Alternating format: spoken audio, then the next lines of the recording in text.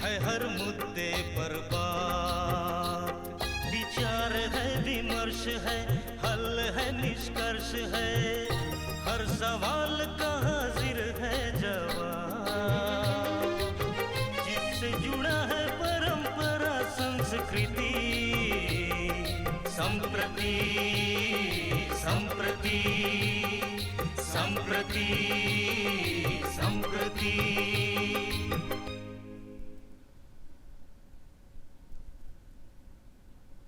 नमस्कार।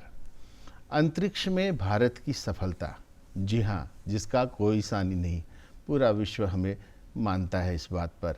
कई कहानियाँ लिखी गई, कई बातें कही गई, कई कारनामे किए गए।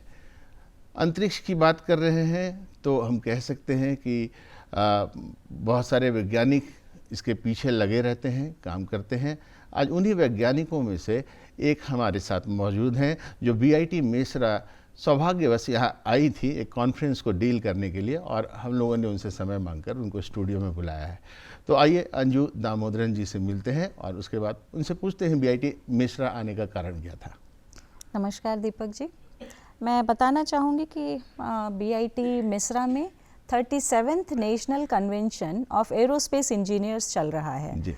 और उसमें एक कॉन्फ्रेंस का आयोजन किया गया है, नेशनल लेवल का कॉन्फ्रेंस है जिसका टॉपिक है advances in innovation of aerospace technology. और ये IEI Indian this association for this electronics engineers और उसके लिए है, ये एक वो है। तो उसके थ्रू इस कॉन्फ्रेंस का आयोजन किया गया है और मैं उसी में भाग लेने के लिए आई हूँ। मुझे वहाँ पे बतौर मतलब इनवाइटेड टॉक के लिए यहाँ पे मुझे आमंत्रित किया गया है इस कॉन्फ्रेंस में। एंड सबसे पहले तो मैं डॉक्टर गौरीशंकर गुप्ता प्रोफेसर जो electronics and electrical engineering department में हैं, उनका मैं आभार व्यक्त करती हूँ कि उन्होंने मुझे मेरा नाम इसके लिए प्रपोज़ किया कि मैं उसे इस लायक समझा कि मैं आऊँ और यहाँ पे जो है अपनी इनवाइटेड टॉक दूँ इस कॉन्फ्रेंस में। और उसके बाद मैं डॉक्टर प्रियांक कुमार जो रॉकेटरी डिपार्टमेंट के हैं उनसे भी मेरी काफ़ी बातें हुई बीच में, और उन्होंने जो है और organising committee of this conference, so उन लोगों ने हमें बुलाया है इसके लिए। तो मैं उसके लिए तो दोनों लोगों का काफ़ी जो है अपने तहे दिल से आभार व्यक्त करती हूँ। और ये मुझे अवसर यहाँ पे प्राप्त हुआ कि मैं आऊँ, यहाँ पे आई हूँ और आप लोगों के साथ में भी मुझे बात करने का अवसर प्रदान किया है। क्या बात है, बहुत खूब। तो ये कह सकते हैं कि आप वक्ता के तौर पर आई हैं और इस कॉन्फ्रेंस को डील कर रही हैं। हाँ सर, बहुत बढ़िया। दर्शकों, अब हम मैडम से जानना चाहेंगे कि एक अंजू कैसे अंजू दामोदरन बनी, मतलब कि एक वैज्ञानिक के तौर पे कैसे, कहाँ से इनको प्रेरणा मिली, कब प्रेरणा मिली, डॉक्टर आप बताइए। हाँ, मेरा भी बचपन बहुत ही सामान्य, जैसे हमारे भारतीय घरों में हर जगह होता है वैसे ही था। मैं प्रयागराज से हूँ, मैं चतुर्वेदी परिवार को बिलोंग करती हूँ और हमारे चतुर्वेदी परिवार में हम 3 बेटियाँ ही हैं। तो सबसे पहली बात तो हम ये कहेंगे कि बेटियाँ केवल जो है, जो एक ज़माना था जब हम लोग छोटे थे, बड़े हो रहे थे, तो उस समय ये समझा गया था कि लड़कियाँ पराया धन होती हैं। पर लेकिन इससे भी परे हमारे जो पिताजी हैं श्री महेंद्र चतुर्वेदी, उन्होंने जो है ये कहा कि विद्या जो है वो सबसे ऊपर है एक्चुअली। सो हम लोगों को शिक्षा का महत्व काफ़ी दिया गया। और इनफैक्ट मैं बताऊं, हमारे बाबा जो हैं वो स्वतंत्रता संग्राम सेनानी रहे हैं और हमारे ग्रेट ग्रैंडफादर स्वामी त्यागानंद सरस्वती, उन्होंने गुरुकुल की स्थापना की थी अयोध्या में। और एक समय था जहाँ पे केवल संस्कृत में ही बातें की जाती थी और इवन जो हमारे पशु पक्षी होते हैं उन सभी से संस्कृत में उन लोग बात करते थे। तो मैं उस परिवार से बिलोंग करती हूँ। तो अब आगे बढ़ते हैं कि हमारी जर्नी आगे कैसे बढ़ी है। तो हम जब छोटे थे, तो जब मैं 5 साल की थी, तो हमारे पापा ने हमें काफ़ी इंस्पायर किया। और पापा हमारे खुद ही बहुत बड़े वक्ता हैं, काफ़ी अच्छा मतलब लीडरशिप क्वालिटीज़ हैं उनमें। और उन्होंने हमें हमेशा ये अवसर दिया, बढ़ावा दिया कि आप जाइए, बातें करिए। बहुत सारी चीज़ें हम लोगों को वो तैयार कराते थे, जैसे बोलने के लिए क्या है कैसा है। तो मैं जब 5 साल की थी तो मैंने वेद मंत्रों और उन वेद मंत्रों का अर्थ समझाते हुए एक समारोह में भाग लिया था। तो उस समय हाई कोर्ट के जज थे, उन्होंने आकर के फिर मुझे गोदी में उठा लिया कि इतनी छोटी सी है और ये इस तरह से उस समय वेद मंत्रों की व्याख्या कर पा रही है। तो वहाँ से हमने शुरू किया था।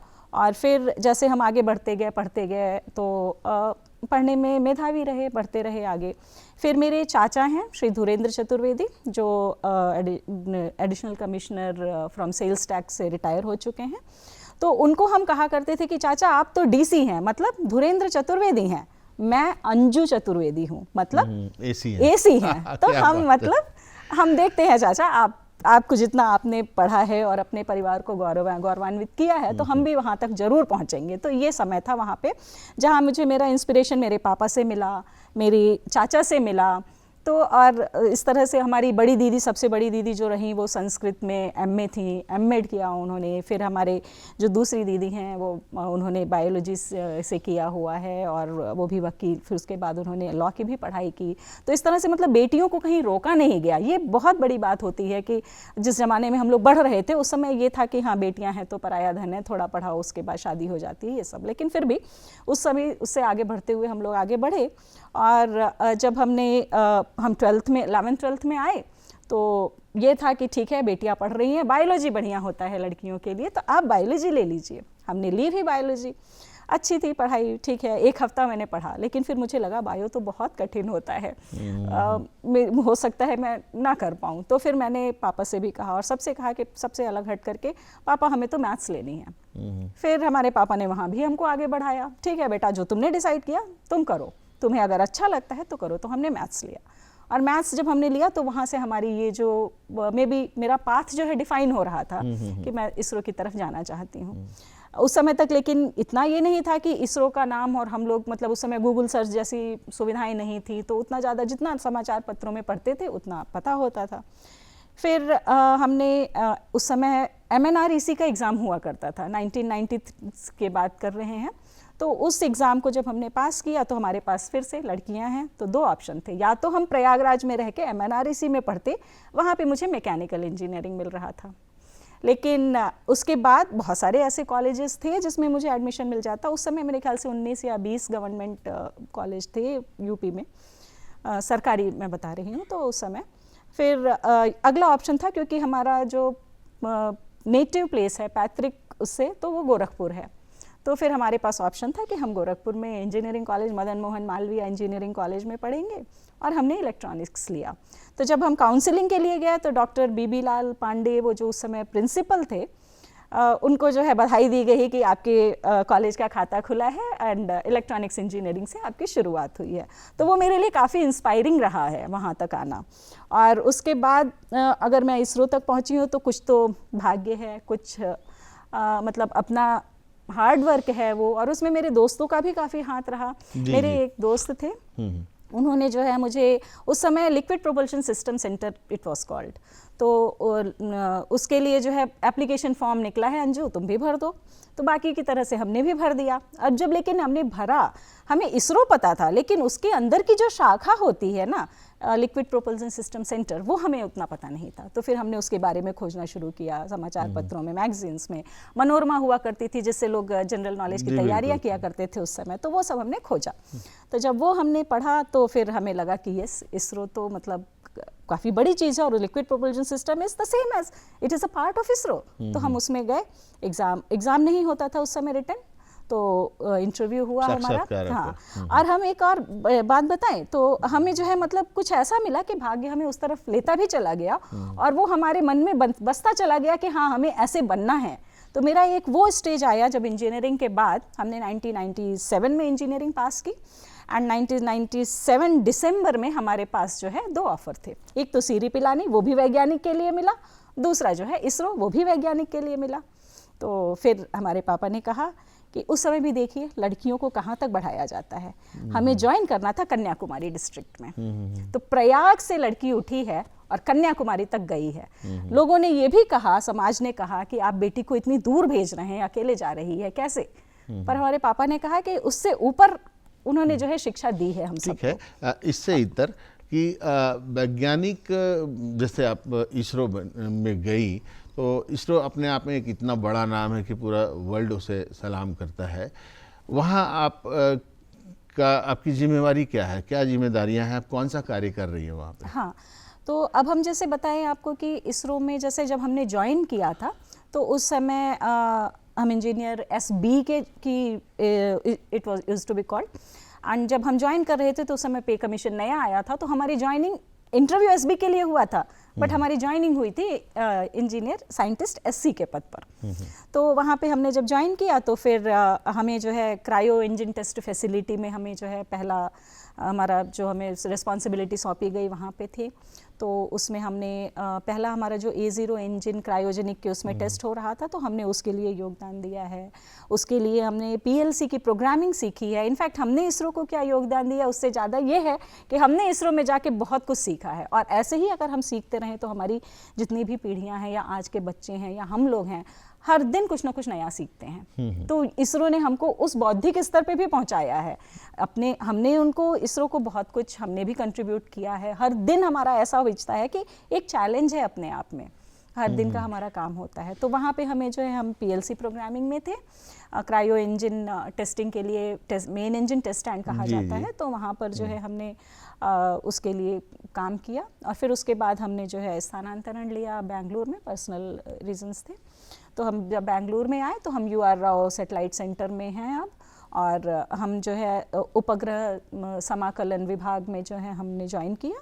और उपग्रह समाकलन में क्या है कि मतलब उपग्रह का जो हम कॉन्फ़िगरेशन डिज़ाइन करते हैं, उसके बाद उसके अंदर जितने भी उसके तार तंत्र होते हैं, वो सारी चीज़ें जो हैं हम लोगों के अंदर में हैं, और हम लोग उस पर काम करते हैं। और एक हमारी बहुत बड़ी टीम होती है। हर चीज़ मतलब ऐसा है कि जैसे बूंद बूंद से सागर बन जाता है ना, तो वैसे ही डिफरेंट वर्क के लिए अलग अलग जैसे काम अलग अलग जगहों पे चलता है, लेकिन जब उसका एकीकरण हो करके जब आता है ये, तो फिर कुछ हमारा पूरा का पूरा उपग्रह बाहर आता है। उस तरह से हमें जो है बहुत बड़ी सफलता निर्माण होता है।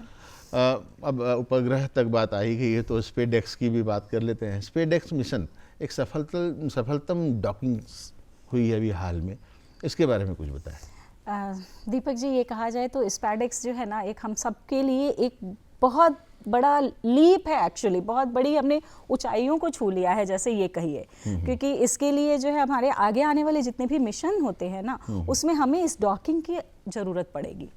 और स्पेसडेक्स जो है, इसमें ये है कि 2 उपग्रह छोड़े गए, और उन दोनों उपग्रहों को जब छोड़ा गया तो ये दोनों उसको ऐसी वेलोसिटी दी गई कि वो थोड़ा दूर होता जाएगा, और फिर उसको कंट्रोल करते हुए पास में लाया गया। और पास में जब लाया गया तो फिर इन दोनों का रेंडेजूअस डॉकिंग कराई गई, और उसमें बहुत सारी नई टेक्निक्स आई हैं। और मतलब 470 किलोमीटर की उस पर ऑर्बिट में ये अचीव किया गया है।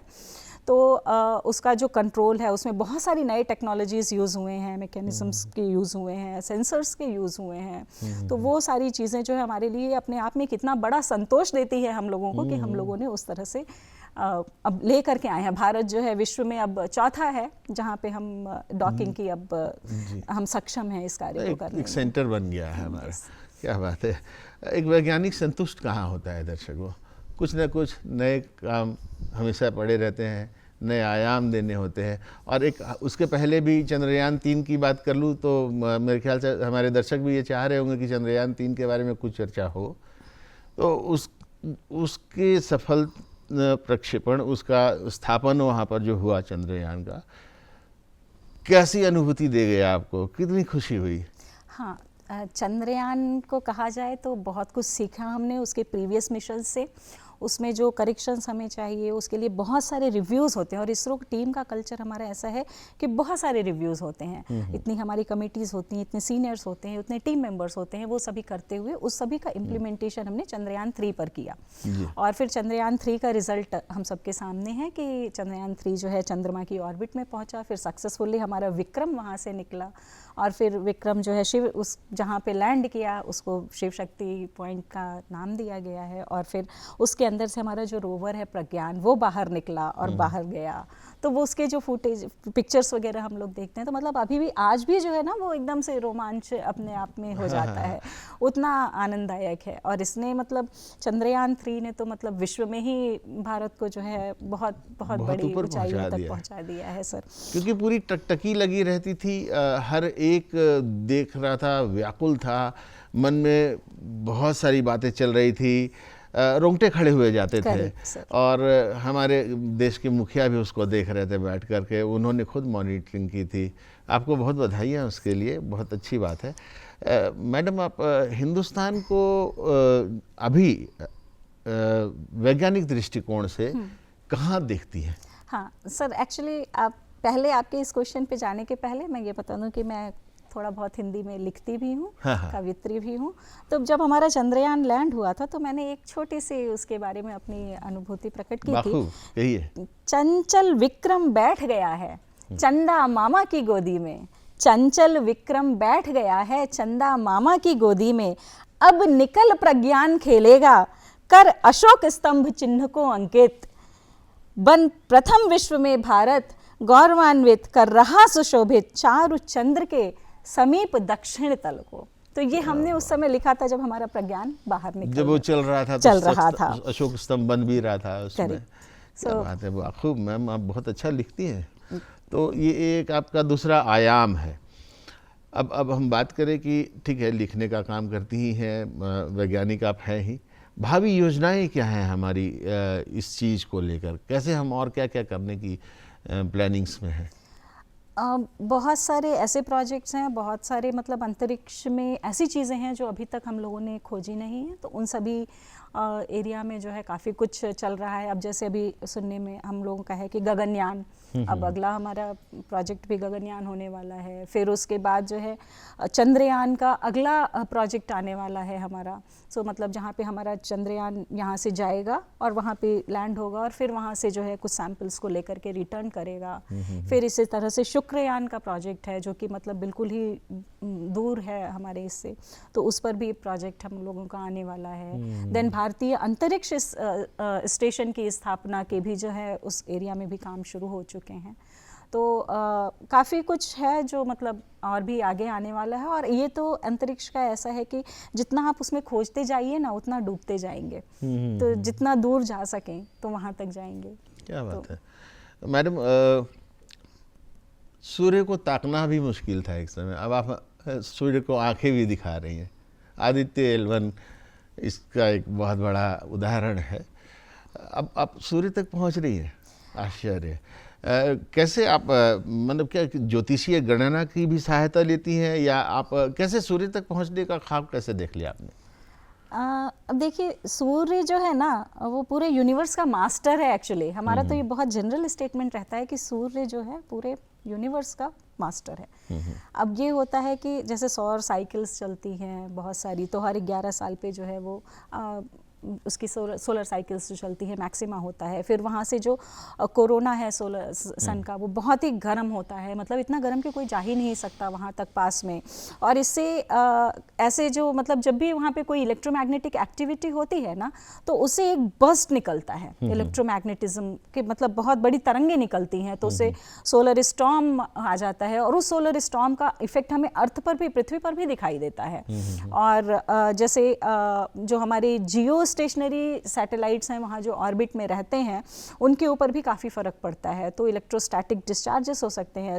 हमारी सैटेलाइट्स जो है काफ़ी आवेशित हो जाती हैं, मतलब वो 25 किलो वोल्ट एब्सोल्यूट वोल्टेज में चला जाता है। तो फिर हम लोग उसको लेकर के आते हैं कि डिफरेंशियल वोल्टेज जो है डेवलप ना होने पाए, तो हमारे जो सैटेलाइट है उसको खतरा ना रहे। तो ये सारी चीज़ें जो है, मतलब हम तो यही कहते हैं कि सूर्य के कारण से ये सब हो जाता है।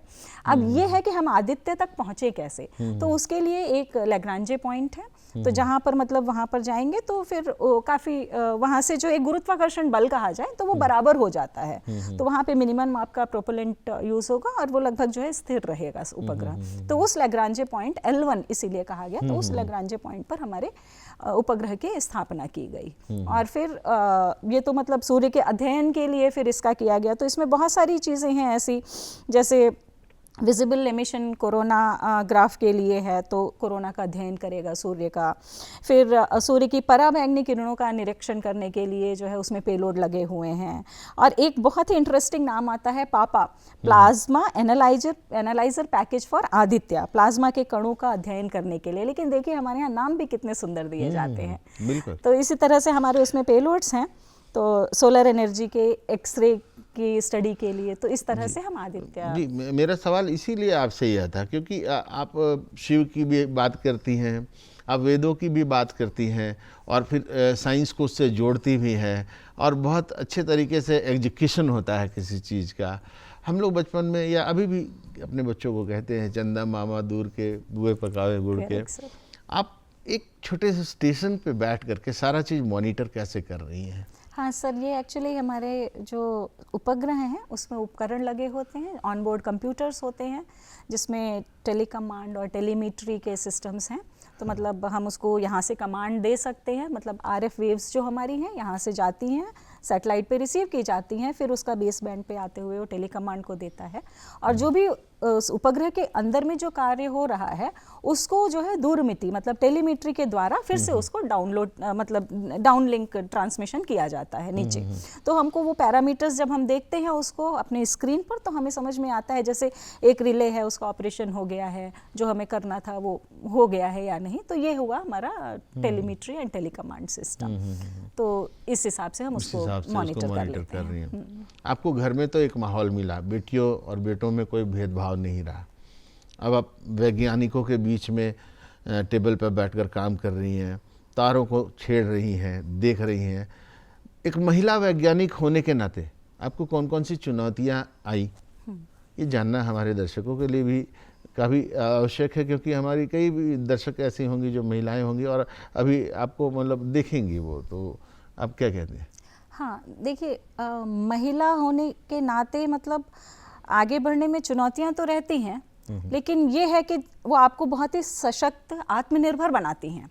तो ऐसा नहीं है कि मैं ये नहीं कहूँगी कि महिला होने के नाते मैंने कोई चुनौती फेस ही नहीं की, चुनौतियां तो थी, बट उस सभी से हम आगे बढ़ते गए और हर कदम को मतलब सोच के आगे रखा कि हाँ हम ये कर पाएंगे। अपने आप में एक आत्मविश्वास आता गया, तो उससे हम आगे बढ़ते गए। और अब जैसे हम कहीं भी जाते हैं या कुछ है तो हम स्पेशली लड़कियों को और भी ज़्यादा मोटिवेट करने की कोशिश करते हैं कि आप भी आगे आइए, दूर आप जो डर रहे हैं ना उससे आगे जब आप उसको चीर कर आगे निकलते हैं तो वो जो आपका रंग रूप निखर के आता है वो कुछ और ही होता है। ये केवल आपके पर्सनल लेवल पर ही नहीं, आप जो कर रहे हैं वो आपके देश के लिए हो रहा है। तो वो सारी चीज़ें अंदर से आपको बहुत ही स्ट्रॉन्ग बनाती रहती हैं वो सारी चीज़ें। और फिर इसरो में अगर आप कहें तो एक कल्चर हमारा ये है कि वहाँ महिला और पुरुष में कहीं कोई अंतर नहीं है। हम कंधे से कंधा लगा के दिन में दिन रात में रात काम करते हैं। तो जब वो काम हमारे ऊपर होता है ना तो हमको ये नहीं लगता कि अभी दिन है या रात है, हम महिला हैं इसलिए हमें चले जाना चाहिए, ऐसा कभी नहीं होता है।